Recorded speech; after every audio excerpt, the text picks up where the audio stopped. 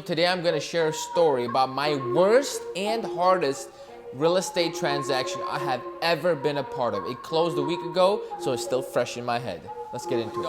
But somehow, somewhere, I end up having to kill a chicken. I'm ready to start smacking people around. The buyer says this to me: there's too many leaves on the property. You need to shut the hell up. We're closing today at 2:30.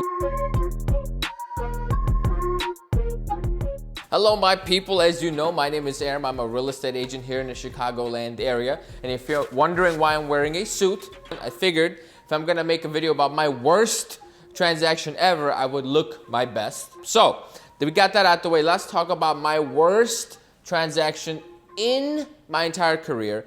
And if you've been following the vlogs, you've actually seen all the garbage I had to deal with. But this is kind of bringing it all together because there's no way I could share what really happened in just the vlogs. To understand, we have to go all the way back to July. I have a listing for $499,000. Buyers come in, they seem interested, we never get an offer. I follow up a couple of times, never get an offer. Until one fine afternoon, I think it was a Saturday, I get an email from the agent: hey, I can bring you an offer of $429 if your clients are interested. Long story short, we end up putting a deal together for $450,000. Our asking price essentially is $500K. So the seller came down $50K with the understanding is, listen, we're gonna give you a great deal, kind of give me a break on the inspection. So we do an inspection. I would say 19 minor items came up. 19 items came up. Of the 19, I would say 6 were reasonable things to ask for, and my client agreed to fix all 6. Now this is where it gets a little rocky. So we sent that request out to the buyers. They say, no, we want everything to be fixed. And when I say everything, we're talking leaking faucets, we're talking a cracked driveway, we're talking foundation cracks, which is in every single house. We're talking light bulbs need to be switched, etc. It's a small thing, nothing catastrophic, right? Nothing that'll cost you more than $500 combined, other than the foundation cracks, right? So we go back and forth. We get to the point where my client says, you know what, forget about it. She's very motivated to sell. She's like, I'll fix all 19. But at this point, the buyer decides to up and leave. She says, you know what, we're going to cancel the contract anyway. So now we're, sitting there with our blanks in our hands, and we're like, oh, wow, now we have no deal, even though we agreed to fix everything. We don't seem to understand. But whatever, we move forward, we cancel the deal, all that good stuff. A month goes by, we get a couple more offers on this deal, on this property, one for $375 and one for $415. Obviously, we tried negotiating for both, but none of them seemed to actually work. For this property, we just kept getting the buyers, the worst buyers ever. Like, everybody was looking for a steal. And to give you the background on the house, it was a very hard house to sell. So another month goes by, now we're going into pretty much end of September, and we lower the price to $475, see if we can get some traction. And finally, the same people who canceled the contract before, one Friday afternoon, I get a phone call. Ding, ding, ding. Hello, this is Ben. I'm like, who? Ben. And Ben was the actual buyer of the home. I'm like, yeah, what's going on? What can I do? Like, well, we see the house is still for sale. I just came into town. I heard all these stories about the last deal falling apart. We want the house again. I'm like, okay. So pretty much I spent the whole day talking to him directly, trying to figure out a price point for my client. Now, a day before, my client was like, you know what, if that $415 offer shows up, I'll take it.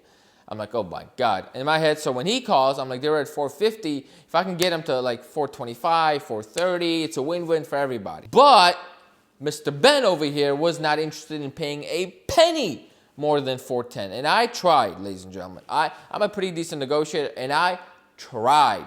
Nothing. He's like, I'm not nothing. $410. I can't even give you $410,000 and $100. I can't do it. $410. I say, okay, well, we need some kind of a win. My client told me to get $415. I'll accept $410, but get $415.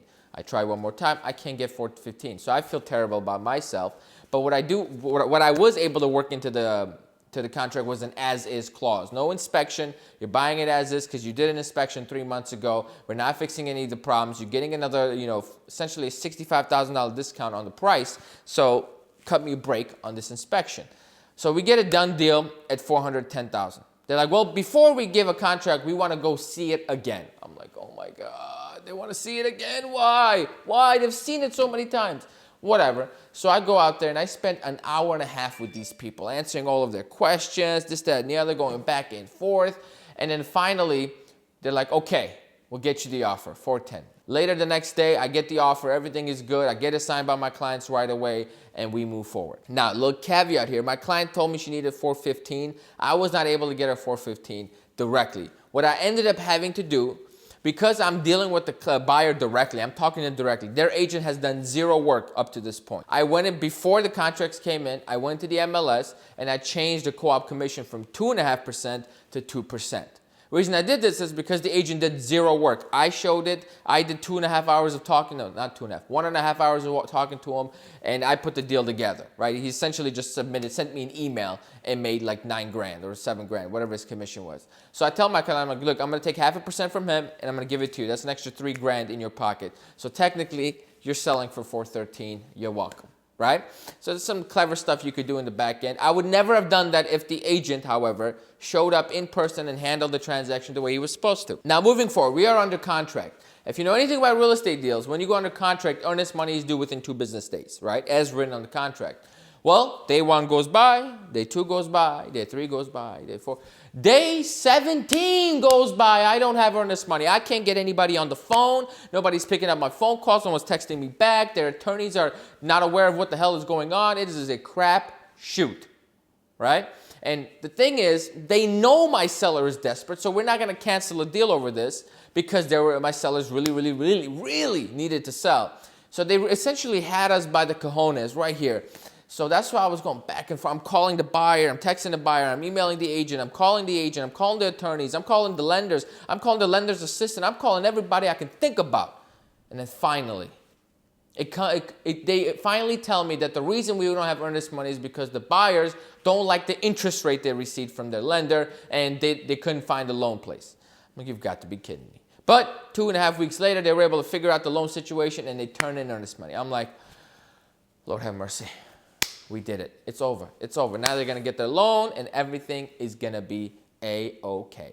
Well, the problem is now is they wasted 2.5 weeks doing nothing. So guess what happens? Extension request after extension request after extension request. So instead of closing October 28th, we end up closing November 20th, right? And there was like 5 different extension requests in between that time. And every single time, of course, my client is getting a heart attack because they didn't get the clear to close until November 16th or something like that. So it was far into it. And when they did get the clear to close, which I'm like, okay, now let's close this deal and let's get it done. We find out that they transfer gift money, which they're receiving for the down payment, through a check, which means now we have to wait 5 business days until that clears to be able to close on the house. Now, it's not really a big deal, but when you're selling a house and you're as motivated as my seller was, that was insanely stressful for her, those 5 days, because anything can happen. You can have a huge storm, mess up the house, buyers could have a heart attack, but you don't know, right? So they just wanted to close it. So I'm pretty much dealing with a super emotional client on one side. They want to sell. I'm dealing with stressful people on the other side who can't seem to understand why a 5-day delay is such a big deal. Anyhow, we figure it out. We set up a closing day for Wednesday, November 20th. On Sunday, it is my birthday. I'm doing my thing. And in my religion, they believe in slaughtering lamb, right? And I'm not really religious that much, but I go along with it. And they pretty much are like, you want to kill a chicken? I'm like, no, I don't. But somehow, somewhere, I end up having to kill a chicken, right? Because it was going to die brutal death. I'm like, I'll do it. So I kill a chicken. I got blood all over my hands. I get a phone call from the buyer's agent. Now, you know me. I pick up the phone no matter what. So I'll pick up the phone like this, blood all over my hands, just killed the poor chicken. This is a crapshoot. This is 9:52 a.m. in the morning, and I am hungover from the night before because it was my birthday night party, etc., right? I pick up, a buyer's agent's like, you know what? I know we're scheduled for Wednesday, but we want to close as soon as possible. We want to do it tomorrow. Music to my ears. I get on the phone with everybody on my side. I move mountains, and I make the Monday thing happen. I call them back. I'm like, hey, we can schedule it on my end. I just want to make sure you talk to your lender and you talk to your attorney. Everything is good. They said, yeah, everything is good. So we scheduled for Monday at 2:30. Well, on Monday at 11:30, I get a phone call from my attorney saying, hey, we're not closing today. I respond, you need to shut the hell up. We're closing today at 2:30, walkthroughs at 1.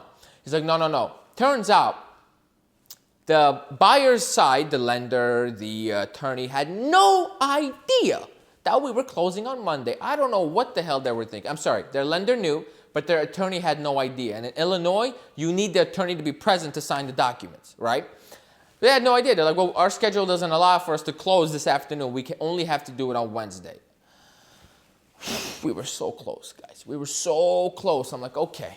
Now I have to call my seller and let her know that we're going to delay it back to Wednesday. Oh, my God. The seller loses her mind. Rightfully so.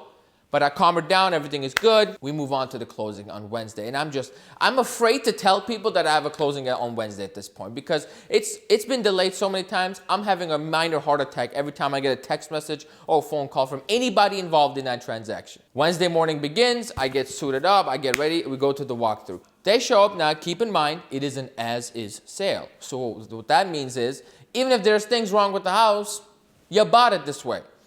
So they're going through the house and they get upstairs and there's a bathroom. They're like, Aram, can you come here?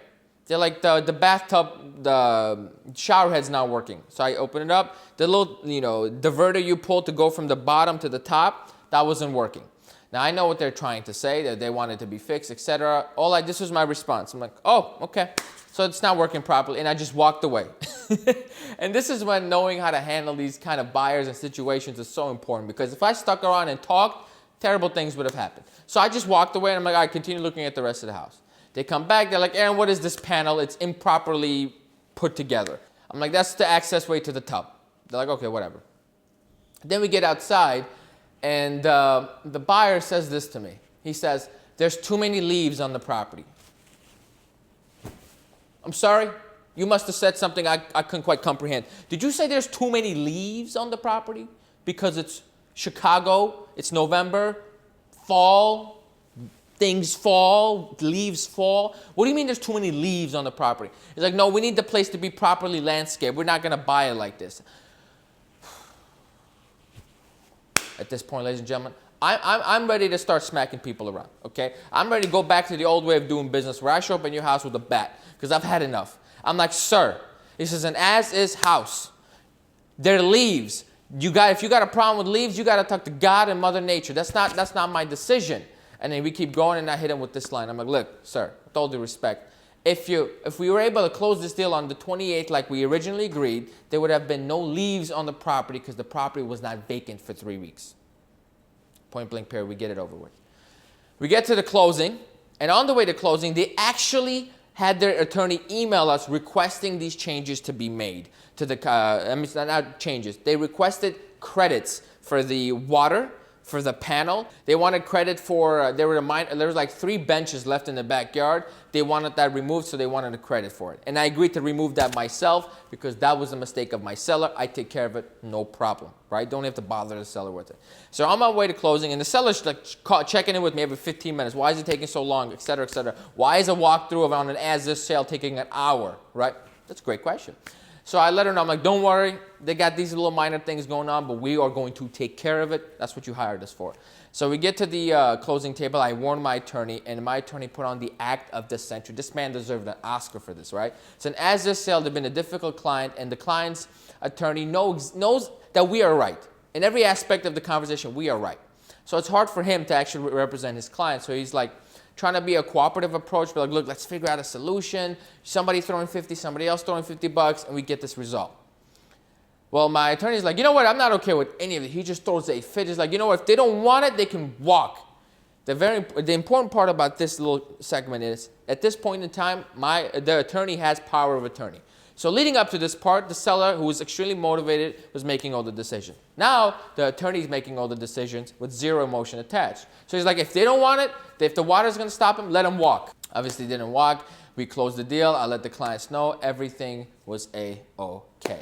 But that was essentially the hardest and worst deal of my entire life, where you had the most unprofessional buyers, agents, lenders, and attorneys I have ever worked with in my life. It was a disaster from beginning to end. But the key is I hung in there and we got the job done, and my client got their money. They're retired. They're enjoying life. They forget about all the stresses. Some lessons I took away from it, to be honest, is not many.